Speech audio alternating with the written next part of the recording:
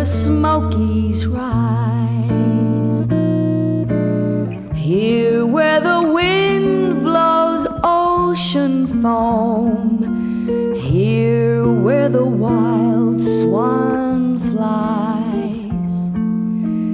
Blossoms adorn the dogwood tree, down on the old home place.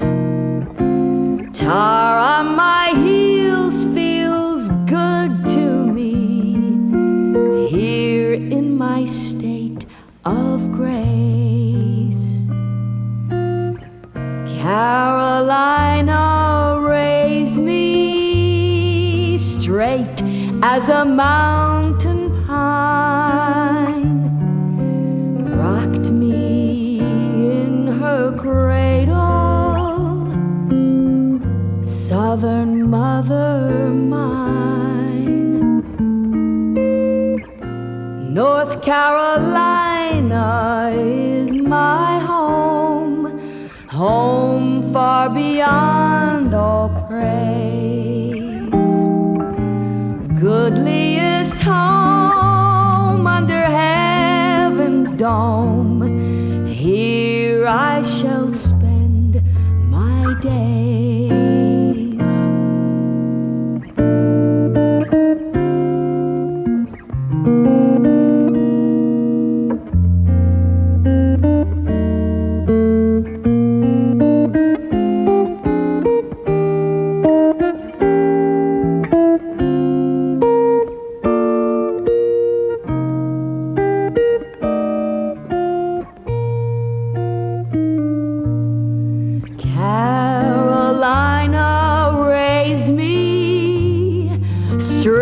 As a mountain pine, rocked me in her cradle, Southern mother mine. North Carolina is my home, home far beyond all praise. Goodliest home under heaven's dome, here I shall spend my days.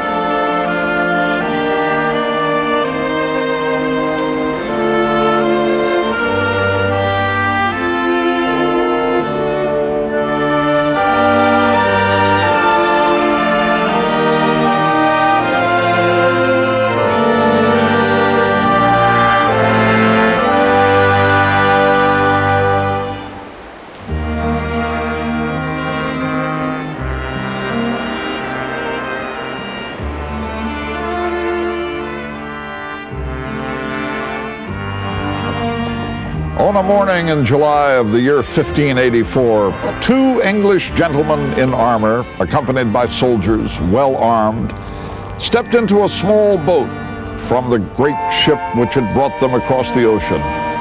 They had come from England, the noble England of Elizabeth and Shakespeare and Sir Francis Drake, sent hither by Sir Walter Raleigh, favorite of the Queen. Sunlight flashed from their helmets as their boat was rowed toward shore. A single Indian stood on the sandy beach awaiting the men from the ship. He was silent, unarmed, and alone, never making, one of the Englishmen said, any show of fear or doubt.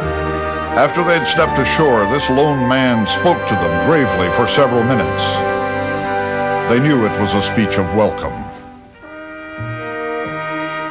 At length, the Indian went to his own canoe, paddled out into the water, and began fishing.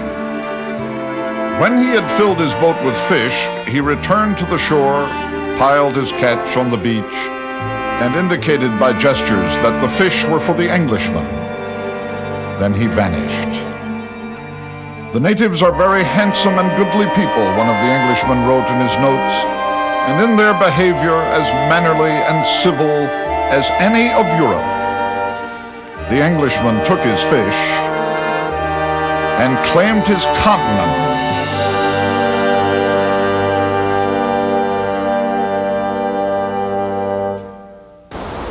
English America began here on a North Carolina beach. The next summer, and the next, and the next, English ships returned, bringing soldiers and scientists and surveyors, and finally, settlers. We know their names: Christopher Cooper, John Bright, William Waters. They are names like our names: Margaret Lawrence, Rose Payne, Jane Jones. We know how they lived in cottages with thatched roofs as at home in England, in a village they called Raleigh. We know that children were born, the first to Eleanor and Ananias Dare, a daughter named Virginia. We know everything about them except what happened to them. Their governor, John White, went back to England for supplies. War with Spain had broken out, and he was unable to return for 3 long years. When he did come back, full of anxiety, he and his crew reached the north end of Roanoke Island after nightfall.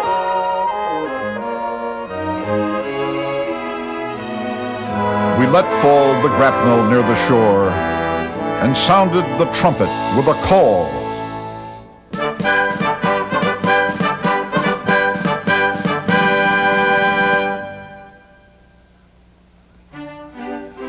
And afterward many familiar English tunes of songs, and called to them friendly, but we had no answer.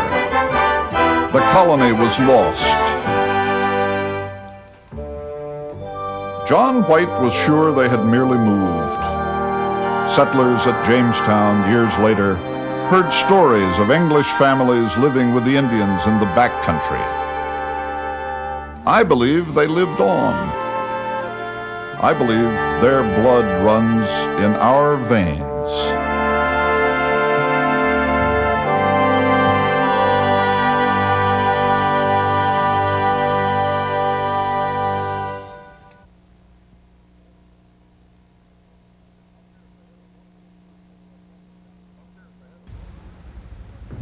Up here at the head of Buffalo Creek in Watauga County, there's a little place called Aho.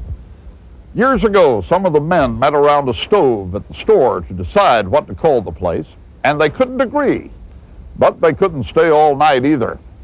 So after considering dozens of names, to which one or another of them raised an objection, they decided that the next word out of anybody's mouth would become the name of their community. They sat there a long time in silence, until Mr. B.B. Doherty stood up and stretched himself and said, Aho. That's how Aho, North Carolina got its name. Hickory Dickerson, Dockery Dun, Heckerwood Ridge and Poorhouse Run, Farmer Friendship, Franklin Fountain, Bullfrog Creek, and Birchard Mountain. Long in the late 1800s, they decided to put a new post office in rural Randolph County. People said, why not call it this? Why not call it that? Somebody said, why not call it Why Not? That's the name to this day. Why not?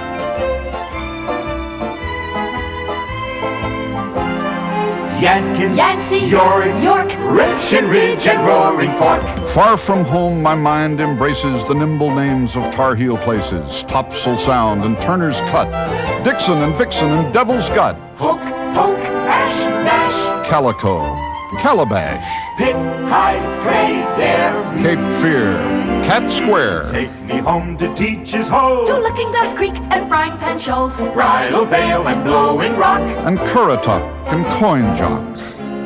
I'll know I'm home when I finally reach the top of a dune at Wrightsville Beach and stand there with my back to the sea, looking west toward Cherokee and imagining the miles between, from Ivanhoe to Aberdeen.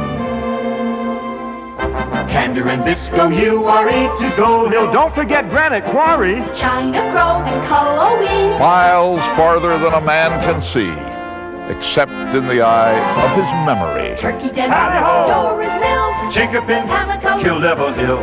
Jenny Lind, Chasm Prong, Loudermilk Bend, Scuppernong, Polecat, Possum Trot, Hop, Castle Porter. Swannanoa, Swan Quarter, Slide, Slosh, Shoe, Small.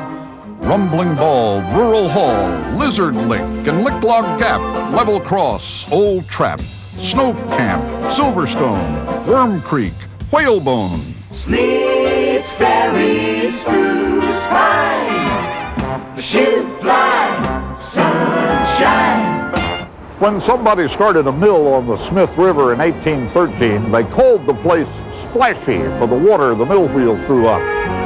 By the time I came along, they had modified that to Spray. Spray sounded more genteel than splashy. Of course, you know what they call the place now. Eden. Saxapaw, Waxhaw, Kennekeet, Overcoat, Roanoke and Mattamuskeet. Tony, Toady, Topsy, Trent. I wonder which Peggy the old-timers meant when they named that hilltop Peggy Peak. And who was the Patchett of Patchett's Creek? I know a crossroads named Loafer's Glory. Oh, I'd love to know that story. To have met the loafers, to have known their faces, to know all the stories of the Tar Heel places. Maiden Cave, Castlehane, Cap Lejeune, Walters Mill, Weaverville, Bonnie Doon. Who was the man who had the temerity to name his town Sincerely Sincerity? It's smaller, but no sincerer than Raleigh, or Mabel, or Martha, or Mamie, or Molly. Exotic names on the signpost stands: Warsaw and Sparta, and Samarkand.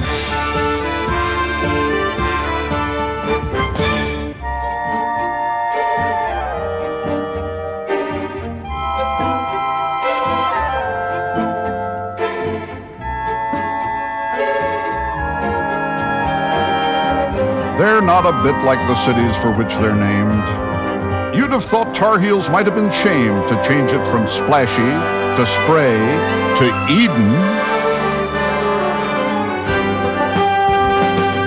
Well, it came from the literature they'd been a-reading, and it sounded nice, and they weren't a bit coy.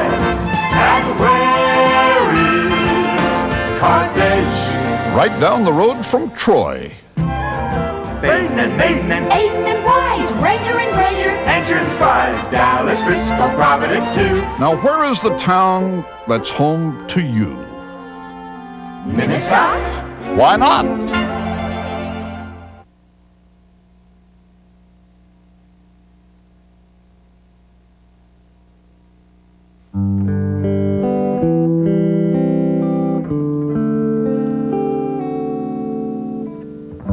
Down home, living is slow. No place folks wanna go. Why leave? All of them know that's where they wanna be. Down home, people still smile. Kind ways stay right in style. Kinfolks visit a while as kids climb in a big shade tree. Good friends, neighbors who care. Green grass, fresh country air. Such love all of us share.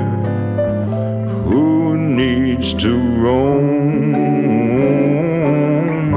Down home, life stays the same. It's true, girls change their name, but they choose home-growing boys and add 2 to all the joys down home.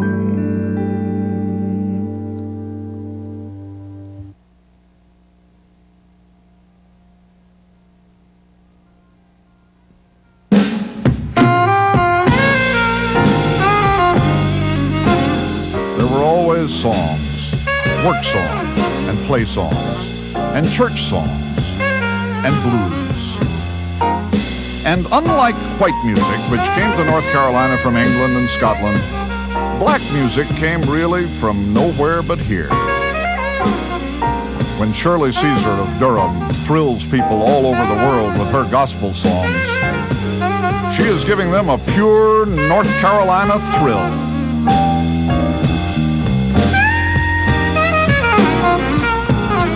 Shall we mention Dizzy Gillespie, who went to school in Laurinburg?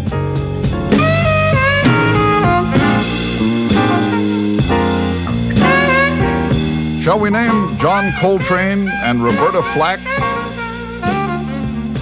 Nina Simone of Tryon, Dr. Billy Taylor of Greenville, Thelonious Monk of Rocky Mount,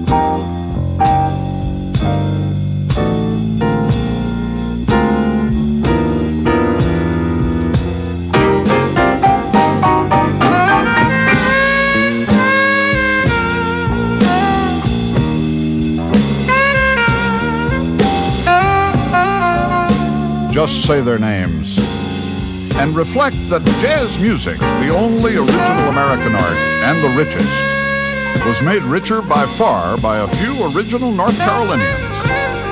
Everybody knows that tobacco and textiles and furniture are North Carolina's great exports.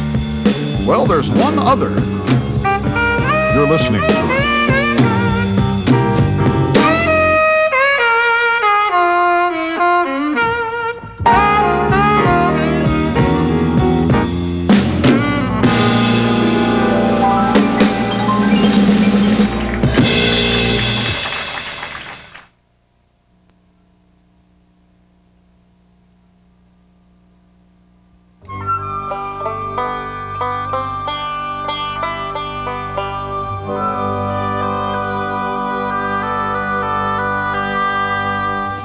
If a man's from the mountains, he'll tell you.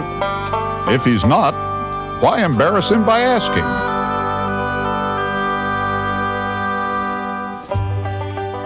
I'd rather be a knot on a log up here on Grandfather than have to live down at Collettsville. Oh, this is good, strong land. It must be, to hold up all the rocks we got around here. And mountain living is easy living. When your pumpkins are ripe and you've grabbled out your potatoes, all you have to do is start them, and they'll roll right down into your kitchen.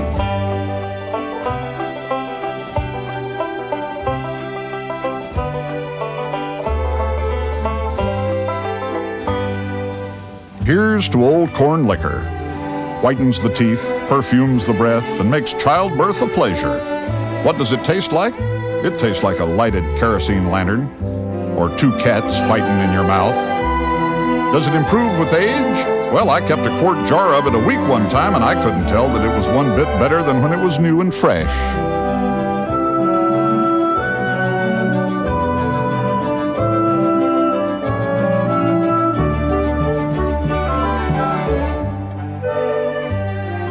Oh, yes, I've got religion. I believe it's a sin to feed chickens on Sunday. I feed mine on corn.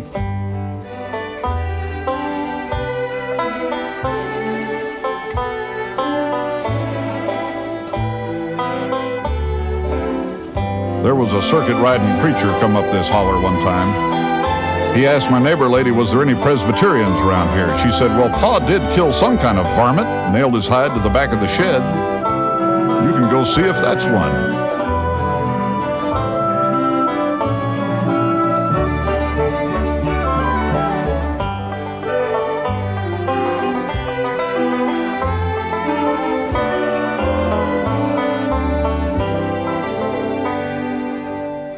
Well, what's your hurry, stranger? Light and come in if you can get in for all the plunder here on the porch. Come in and set a spell.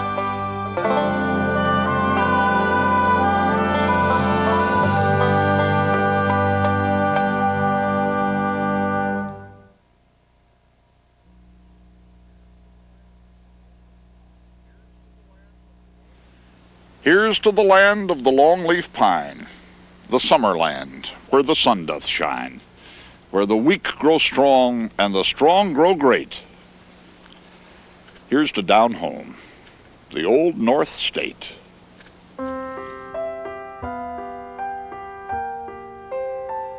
He must have been noticing people way back then. Must already have been making up stories about them while he worked in Clark Porter's drugstore on Elm Street in Greensboro. But of course, nobody imagined that Will Porter was going to grow up to write stories the whole country would read, the ones he signed O. Henry.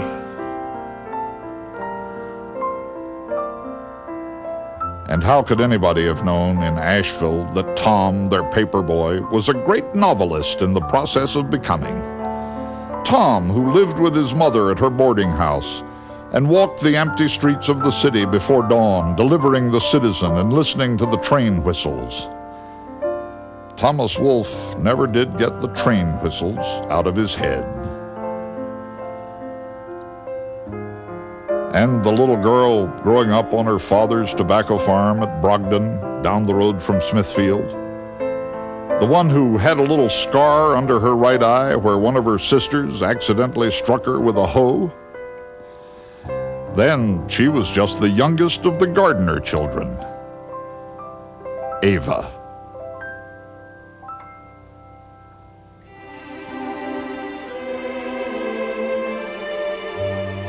This is North Carolina, where the weak grow strong and the strong grow great, and you never can be sure how great they'll grow. Squire and Sarah Boone didn't know they were about to change the country forever when they said to their son, who was always wondering where the Yadkin River came from, well, Daniel, go on then and find out. And people who knew the young lawyer from Waxhaw, who so much enjoyed the cockfights and horse races at Guilford Courthouse, were pretty sure Andrew Jackson was never going to amount to anything. The Polk boy from Pineville, now he had better prospects. He was graduated first in his class from Carolina. They thought he might become a good lawyer, or even a circuit-riding judge someday. And Jacob Johnson, janitor at the inn on Fayetteville Street in Raleigh, was said to have been right proud when his son became a tailor's apprentice in Carthage. He felt Andrew had a good career ahead of him. And he did. But not as a tailor.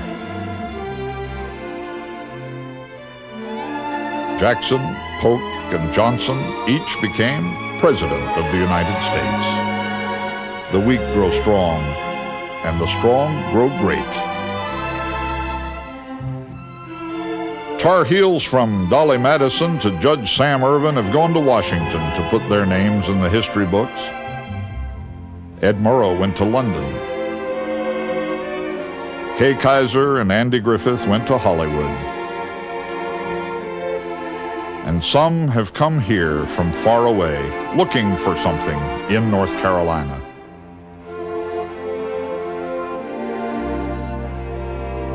two brothers from Ohio came to the lonely shore, seeking only a steady breeze. December 17th, 1903. After running the motor a few minutes to heat it up, I released the wire that held the machine to the track, and the machine started forward into the wind. The gulls and the terns saw it. A curious craft of hickory sticks stuck together with Arnstein's bicycle cement, rising there above the sand and the sea oats.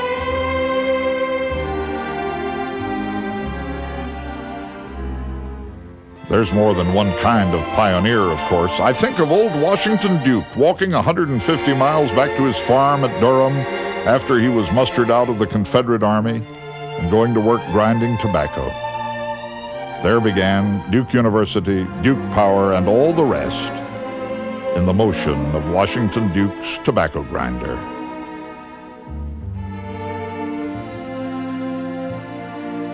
Here's to the land of the longleaf pine, home to Lincoln's mother and Whistler's mother, home to Dr. James E. Shepard and Dr. Frank Porter Graham, to Charles Brantley Aycock and old Max Gardner, to Gerald Johnson, David Brinkley, and Tom Wicker of journalism,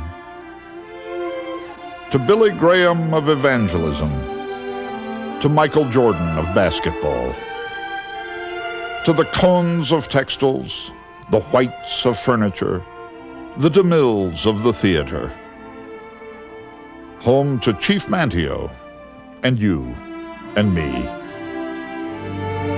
Great deeds were done on this land. That is prologue. Keep an eye on the paper boy, the farm girl, the dreamy-eyed kid. You're liable to hear from them later.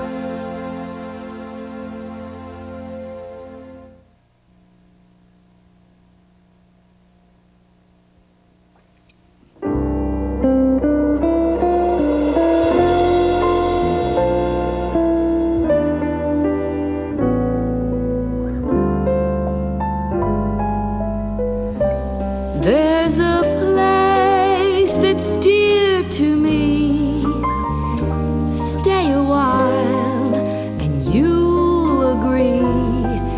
It's the nicest place on earth to be. It's my hometown. On a day that's sunny, sweet, walk along some shady street where you'll speak to everyone you meet. In my hometown,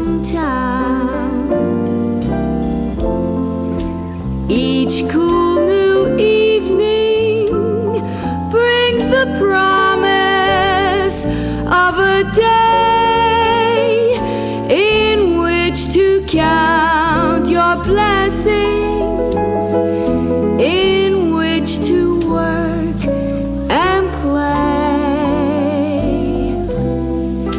Listen to the church bells ring, hear the children's choir sing, and your heart will feel the touch of spring.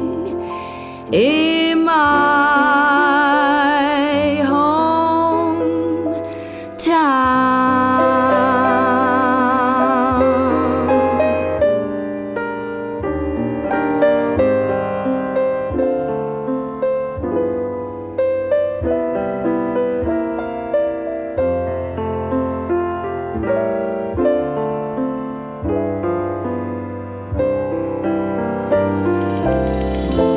Each cool new evening brings the promise of a day in which to count your blessings, in which to work and play. Listen to the church bells ring, hear the children's choir and your heart will feel the touch of spring in my hometown,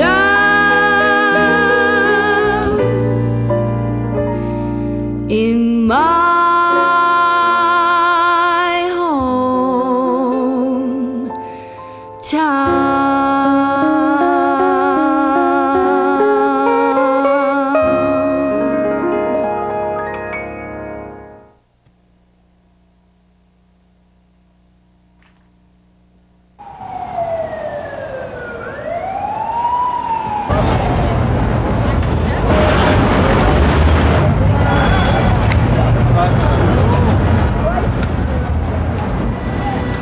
The waiter brought the champagne and discreetly popped the cork in a fancy French restaurant on the east side of New York.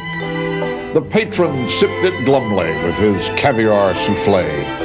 I could see his heart was heavy and his mind was far away. He said, I was raised on black-eyed peas and a barbecue and butter beans and turnip greens and Brunswick stew. And every time I drink champagne, I yearn for buttermilk from Grandma's butter churn. Then they served his pâté from the liver of a goose. Then they served his quiche Lorraine and his chocolate mousse. When they brought his cognac, he just shook his head and looked at me in sadness, and this is what he said. He said, I was fed on crackling bread and country hams and sausage meat and hominy and candied yams. I've had a taste of all the world's cuisine. I wish I had a mess of collard greens. He said his butler always serves him breakfast in bed. Says he orders buttermilk biscuits and gets croissants instead.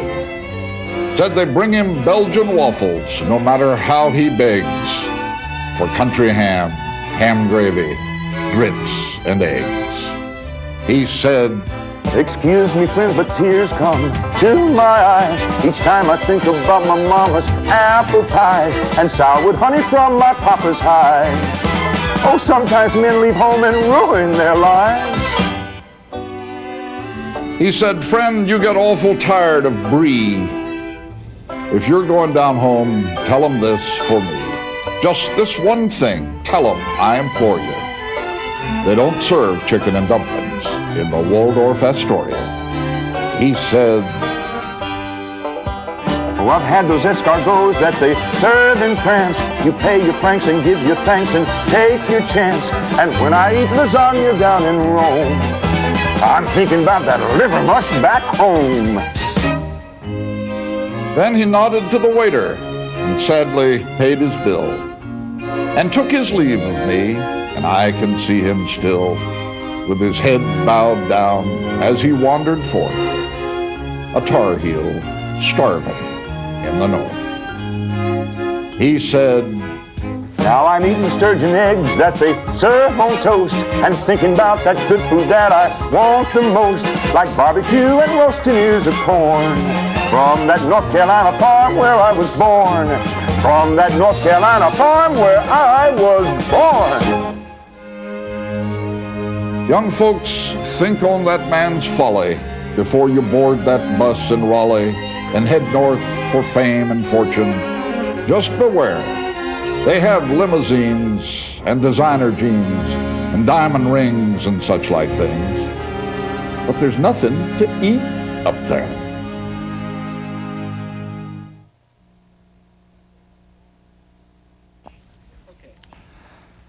Esse quam videre, that is our motto. They are Latin words, but they suit us, to be rather than to seem.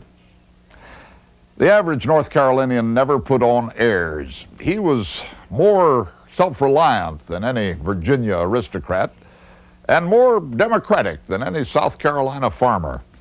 He sowed his crops himself and harvested them himself. And black or white, rich or poor, he considered himself to be the equal of any man. If I talk about the average North Carolina farmer as if I knew him, well, I did know him. He was my own grandfather. I can see you now, John Bishop, with your white mustaches tobacco-stained, and your roots so deep in the sand of Onslow that you seemed as much a part of nature there as the blueberries that grew in your ditches, or the frogs that croaked in your marsh, or the tall sycamore tree from a branch of which you hung me a swing to swing in. And I'm swinging there now, and you're sitting on your big toolbox in the shade of the back porch, fashioning a new axe handle to fit an old axe.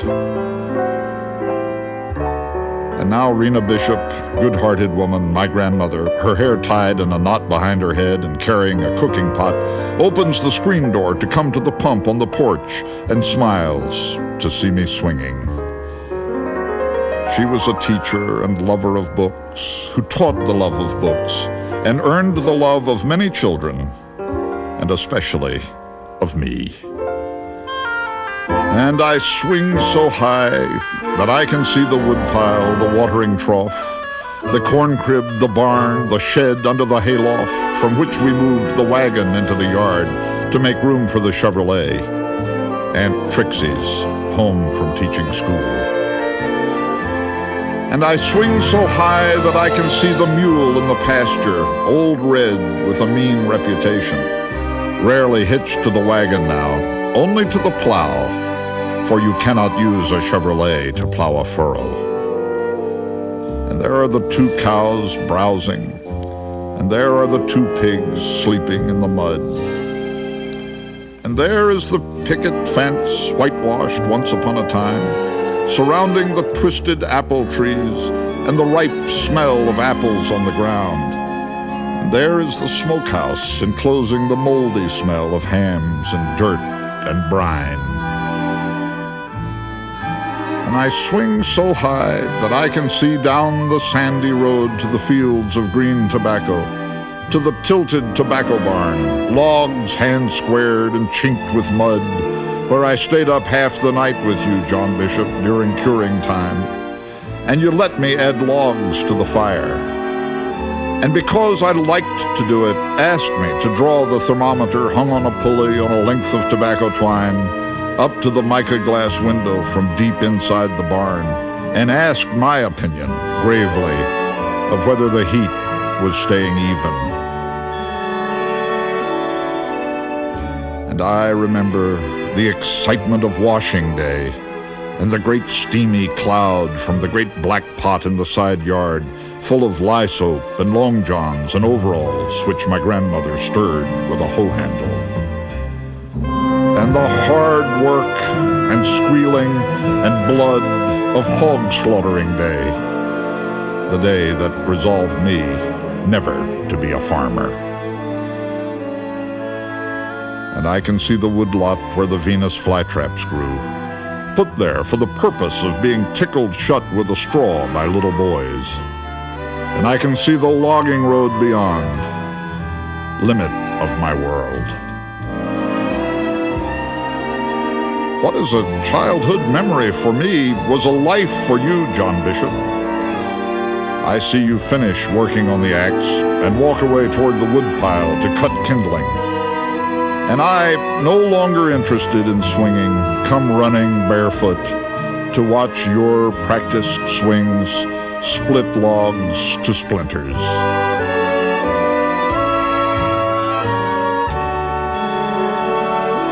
You were a plain man, able, dignified, and kind, learned in many things, though not in Latin.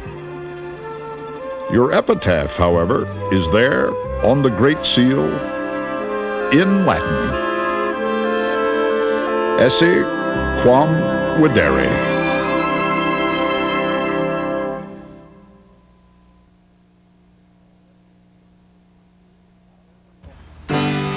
On every dusty country road in North Carolina, there stands a white frame church, looking as if it's always been here. But it hasn't been. William Byrd, the great old Virginian, traveling through North Carolina in 1728, wrote, "One thing may be said for the inhabitants of this province. They are not troubled with any religious fumes. They do not know Sunday from any other day. any more than Robinson Crusoe did. When he reached the capital, Edenton, he wrote, "I believe this is the only metropolis in the Christian or Mohammedan world where there is neither church, chapel, mosque, synagogue, or any other place of public worship of any sect or religion whatever." That was North Carolina, before the Baptists got here. When the preacher finally says the last amen, church is over, and that's when we begin Spreading that table under the trees, shaking the cloth out, fanning the Sunday breeze. Appetite's ready, knowing no bounds, 'cause today we're having dinner on the grounds. The Baptists, Free Will Baptists, Separate Baptists, Primitive Baptists, preaching the gospel from any rough platform or tree stump, brought religion home to every crossroads. And not only the Baptists, but also the circuit-riding Methodist preachers, ready with 3 hours of powerful oratory for wherever they had ridden to by Sunday. And the red gullies of the Piedmont echoed the Welsh chants, and the sand hills rang with the Scots accents of the great old Presbyterian orators.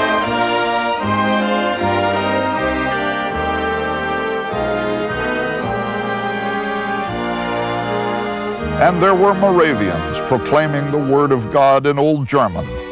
There were austere Anglicans and modest Quakers, but there were Baptists most of all. Grandpa's pouring iced tea in each Dixie cup. Hungry children are first ones lining up. Looking for mama's chocolate cake. Where are those fried pies only Aunt Sue can make? Fend the flies off, scatter them hounds, 'cause today we're having dinner on the grounds. And people from miles around would go to wherever the preaching was to be that Sunday, ride in their farm carts, or walk barefoot, carrying their shoes so they could be clean shod when they got there. And some of the preachers became famous, and their preaching became a rural recreation. And then and there, in that great revival of long ago, was born the hallowed social custom of all-day preaching and dinner on the grounds. Thank the good Lord for the bountiful supply. Say the blessing and grab some apple pie.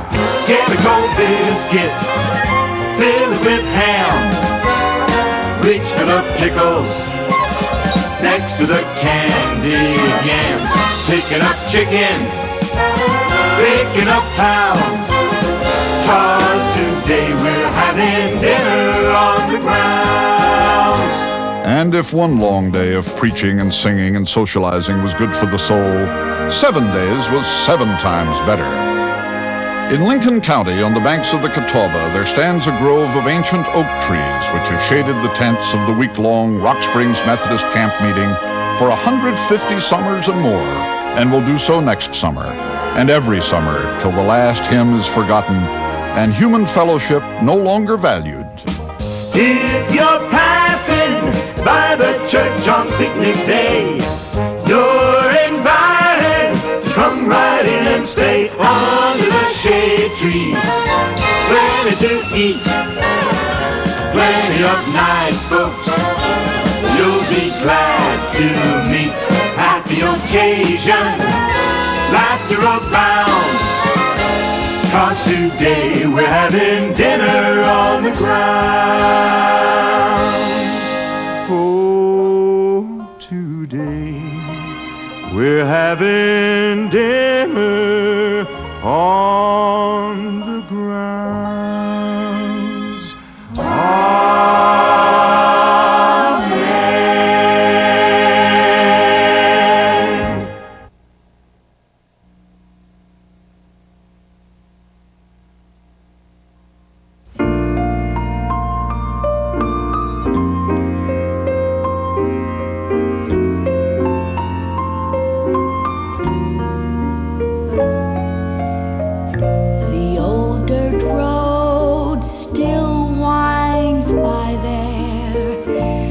house still has that country air, and memories live everywhere, but there is nobody home.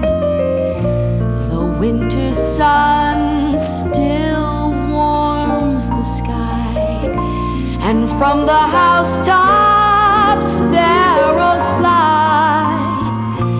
I know the mailman passes by, but there is nobody home.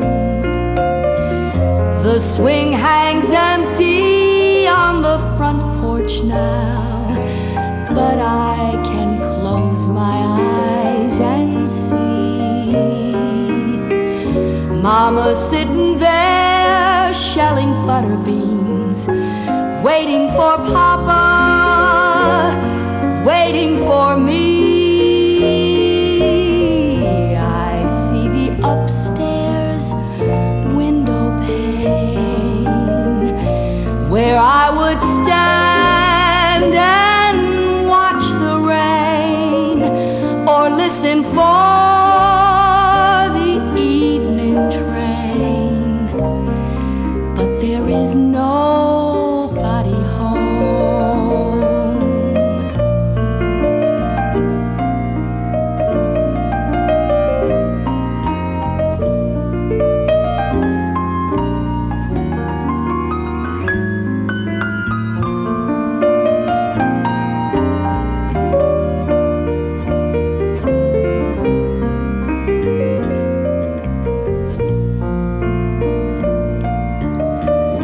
The swing hangs empty on the front porch now, but I can close my eyes and see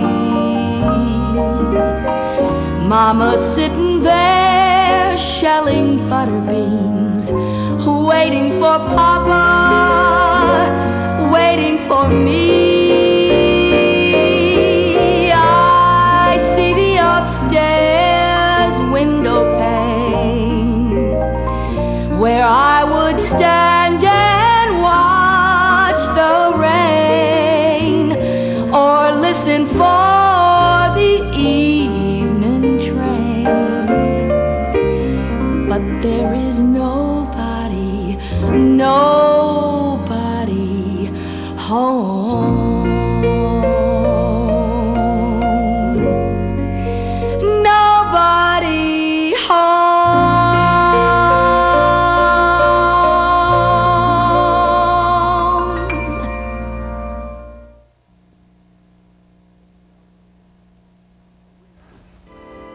The reality of any place is what its people remember of it. And there's been much memory in these songs and stories. We've left a lot of old things behind us, and nobody misses some of them. The ignorance and pellagra and tar paper shacks that are also part of our past. But I'll always be glad I have seen the shrimp boats leaving Beaufort with the sun coming up. And I'll always remember the night coming early to the coves and the mountains, while the ridges above were still bright with day.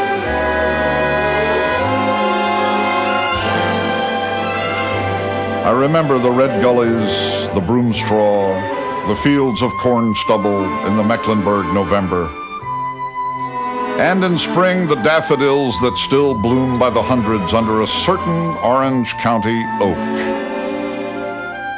I remember mills with blue windows and monuments to Confederate soldiers in sleepy courthouse squares.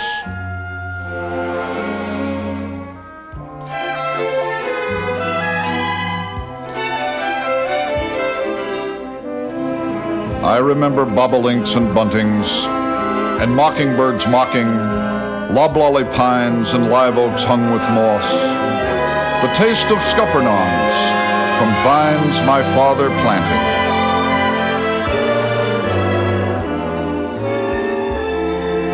I remember making a slingshot from the fork of a persimmon tree and hunting rabbits with it along the creek bed. Those rabbits were as safe as if they'd been in their mother's arms. I never hit a one.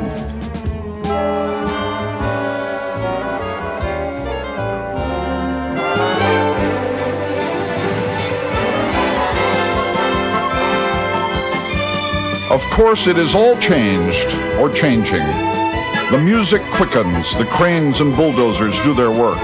Those who look back on our state as it is becoming will have great cities to talk about and sing about. Skyscrapers, 6-lane highways, microchips and mega growth, and jet planes leaving contrails on the sky of Carolina blue.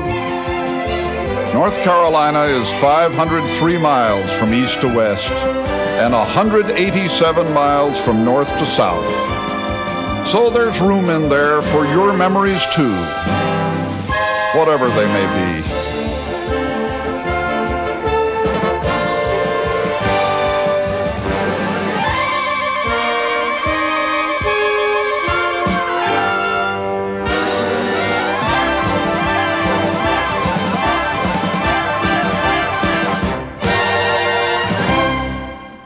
Have you ever stepped on a sand spur barefooted?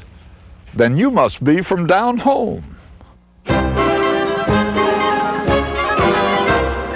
North Carolina is my home, here where the Smokies rise, here where the wind blows ocean, here where the wild swan flies.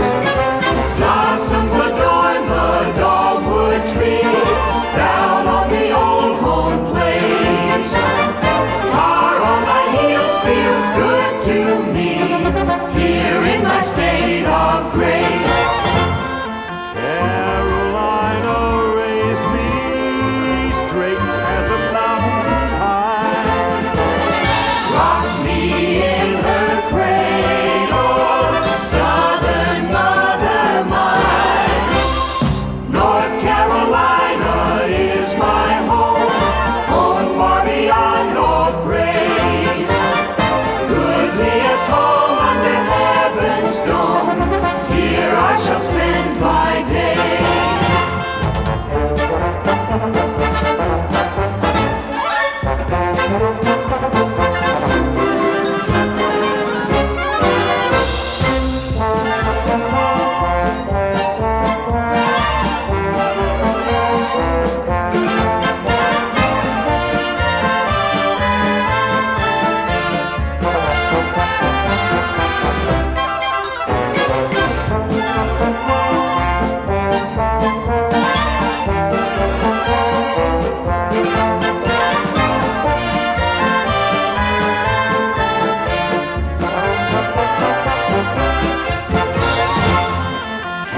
Carolina raised me straight as a mountain pine.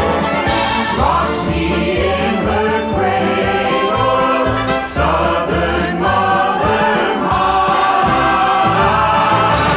North Carolina is my home, home far beyond all praise. Goodliest home under heaven's dome, here I shall spend my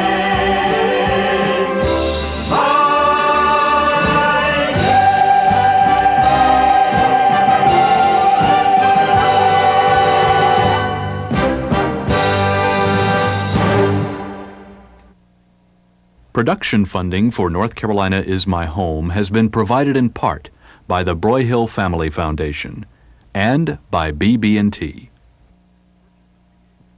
To purchase a VHS copy of North Carolina is My Home, send $22.95 to North Carolina is My Home, Post Office Box 12231, Research Triangle Park, North Carolina, 27709. The purchase price includes shipping and handling. To order by credit card, call toll-free 1-800-886-8852. Please have your credit card ready when you call.